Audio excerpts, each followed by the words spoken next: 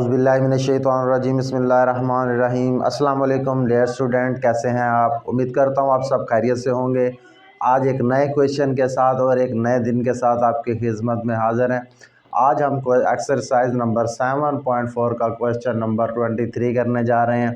Question को जैसा कि हम पिछली एक्सरसाइज के क्वेश्चन करते चले आ रहे हैं, इनके लिए भी बेसिकली 3 फार्मूले ही हैं जो कि हमें जो है याद होने चाहिए, जिनकी मदद से जो है हम इनको सॉल्व कर सकते हैं।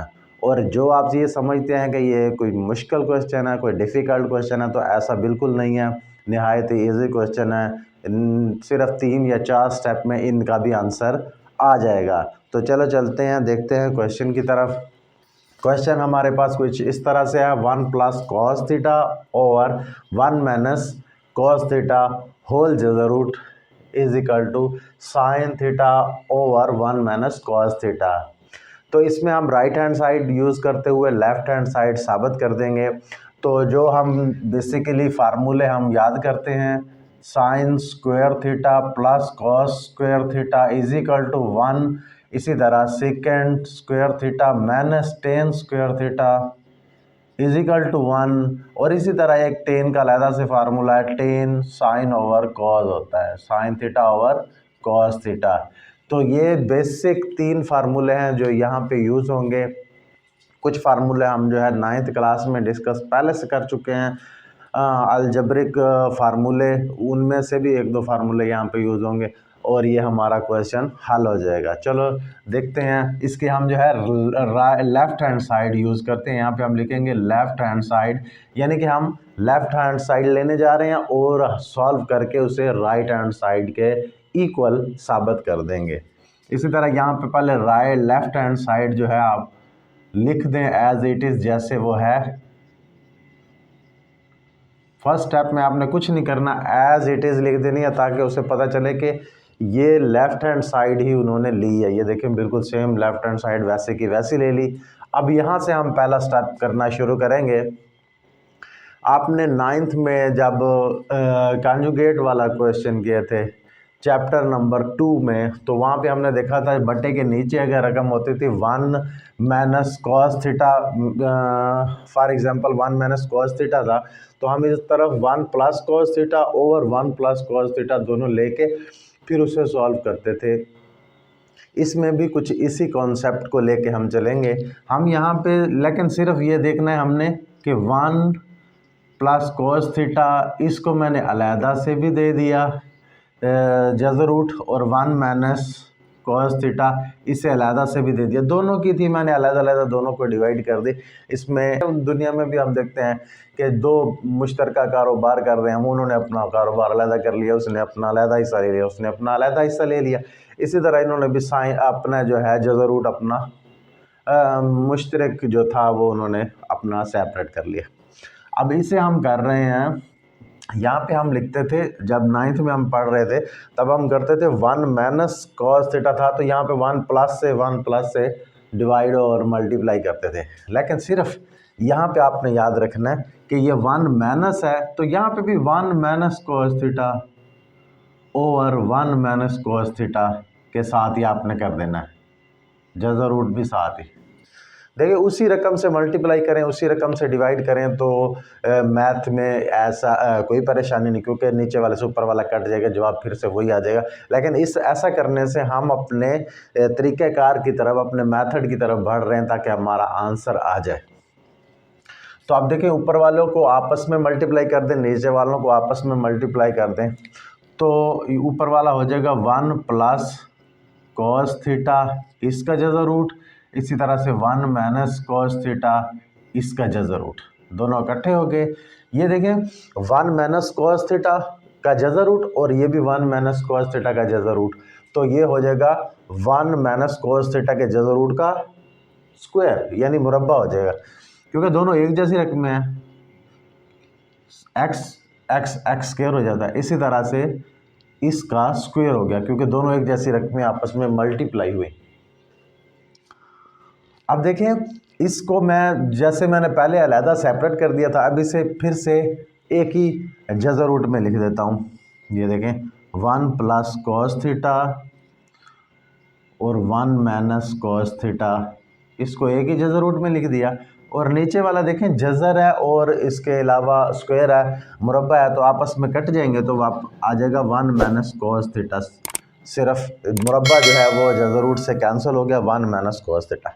अब अगर आप देखें तो 1 माइनस कोस थीटा हमारे आंसर में भी 1 माइनस कोस थीटा ही नीचे रकम चाहिए, मतलब नीचे जो है बटे के नीचे वाली रकम हम सॉल्व कर चुके हैं। अब ऊपर वाला देखें, ऊपर वाले में हमने एक फार्मूला यूज़ किया है, फार्मूला यूज़ हो रहा है यहाँ पे जो आपने 9th में अलजबरा में पढ़ा था, A square minus B square is equal to A plus B A minus B. ये फार्मूला नंबर 3 था आपके algebra question number chapter number 4 में। तो वहाँ पे आपने ये पढ़ा था, अगर दो रकमें एक दफ़ा प्लस और एक दफ़ा माइनस हो रही हो सेम, तो उसे हम लिख सकते हैं पहली रकम का स्क्वायर माइनस दूसरी रकम का स्क्वायर। तो यहाँ पे भी ऐसे ही है, 1 प्लस कोस 1 माइनस कोस, एक ही दफ़ा 1 प्लस कोस प्लस हो रही है, एक दफ़ा माइनस हो रही है, तो इसे हम लिख देंगे 1 का स्क्वायर माइनस कोस थीटा का स्क्वायर। ऊपर जो रूट है वो वैसे लिख देंगे, नीचे वाली रकम वैसे लिखते जाएंगे क्योंकि वो तो हमारा आंसर के मुताबिक हल हो चुका है। अब देखिए 1 माइनस इसका 1 का स्क्वायर ख़त्म करेंगे, 1 का स्क्वायर 1 ही होता है, और cos का स्क्वायर होता है cos square theta over 1 minus cos theta. यहाँ तक हम पहुँच गए। अब हमें जो है आंसर नज़र आने लग पड़ा है। कैसे? ये ऊपर देखें 1 माइनस कोस स्क्वायर थीटा, ये हमें पता है कि ये साइन स्क्वायर थीटा के इक्वल होता है। कैसे? इस फार्मूले से हम जो है इसे ड्रा कर सकते हैं। इस कॉस स्क्वायर को अगर मैं दूसरी साइड पे ले जाऊँ, यहाँ पे sine square theta plus cos square theta is equal to 1।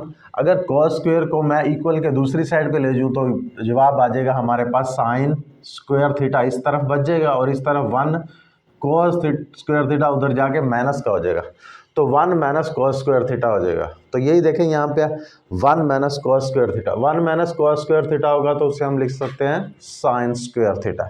तो यहाँ पे मैं लिख देता हूँ इसकी जगह पे साइन स्क्वायर थीटा का जज़र root over 1 minus cos theta.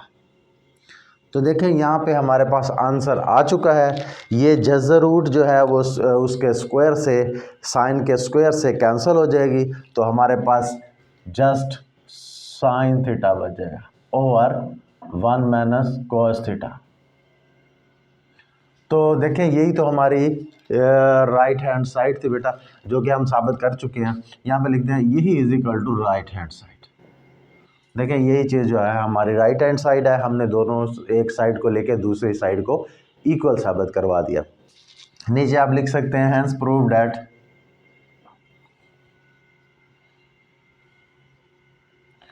क्या प्रूव हो गया कि left hand side is equal to right hand side, कि दोनों साइडें आपस में इक्वल बराबर साबित हो चुकी हैं।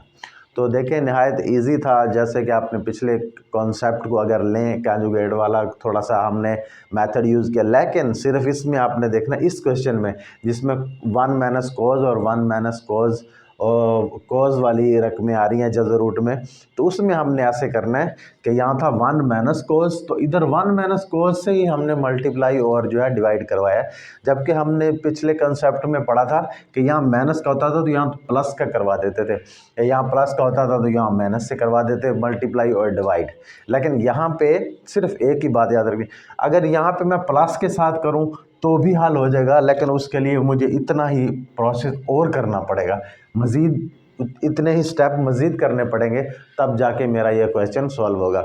लेकिन अगर मैं माइनस है तो इधर भी माइनस ही लिख देता हूँ, तब मुझे जो है इतने ही चंद स्टेप्स में ही हमारा जो है आंसर आ जाएगा। सिर्फ इसी क्वेश्चन में करना है। इससे अगला जो है जज़र रूट का क्वेश्चन नंबर 24, उसमें ऐसे नहीं करना, उसमें माइनस है तो इधर प्लस के साथ करना है, अगर वहाँ पे प्लस हुआ तो यहाँ माइनस के साथ करेंगे, वो पिछले ही कॉन्सेप्ट पे चलेंगे। लेकिन यहाँ पे क्योंकि हमारे क्वेश्चन की डिमांड है और हम जो है क्वेश्चन को कम स्टेप्स में करना चाहते हैं, ज़्यादा स्टेप में करेंगे तो कहीं ना कहीं गलती हो जाएगी, तो इसमें भी कोई कबाहत नहीं है कि हमने जी यहाँ माइनस था तो यहाँ माइनस लिखा, तो इसका कोई इसका जो है इफेक्ट नहीं पड़ेगा, क्योंकि एक ही चीज़ को मल्टीप्लाई, एक ही चीज़ को डिवाइड किया दोनों साइडों पे, तो वो आपस में कट के आंसर तो सेम रह जाना है। लेकिन इससे हमारा ये है कि बहुत जल्दी जो है आंसर आ जाएगा। उम्मीद है कि आपको इस चीज़ का अच्छे से समझ आ गई हो।